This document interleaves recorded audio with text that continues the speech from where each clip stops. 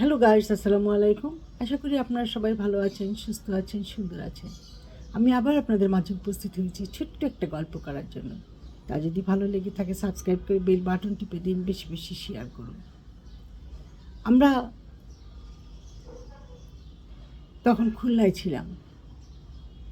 তো খুলনার মিয়াপাড়ায় আমাদের বাসার সামনেই একটা বাড়ি ছিল। সে বাড়িতে একটা ছোট ছেলে ছিল। ছেলেটা এত দুষ্টু ছিল, সারাদিন এই গাছ ওই গাছ সেই গাছ করে ঘুরে বেড়াতো।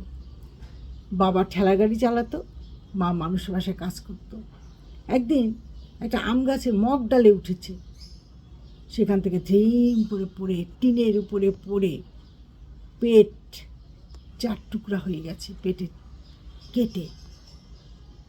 কান্নাকাটি হই চিল্লাচিল্লি, লোকজন ধরাধরি করে তাকে হাসপাতালে নিয়ে যায়।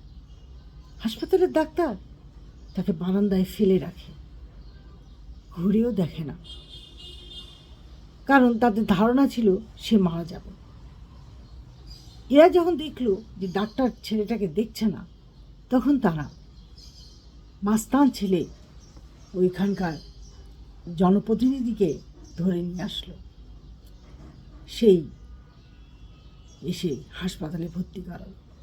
তারপর সেই জোর জবরদস্তি, হই চই চিল্লাচিল্লি, ডাক্তারদের ছুটাছুটি, সেলাই করলো, অক্সিজেন দিল।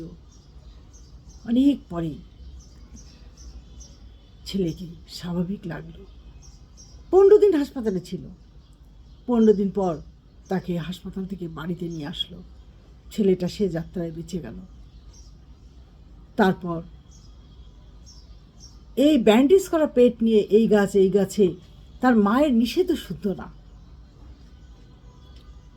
একদিন তার বাবা বলল, এইভাবে গাছে উঠতে উঠতে কখন যেন তুই পড়ে মরে যাস, কেউ খোঁজ পাবে না। ঘটলেও তাই। তাল গাছে উঠেছিল তাল পারবে বলে। তাল গাছ কি এই সেই গাছ? সেই মগ ডালে উঠতেও পারেনি, ওখান থেকে পড়ে যায়।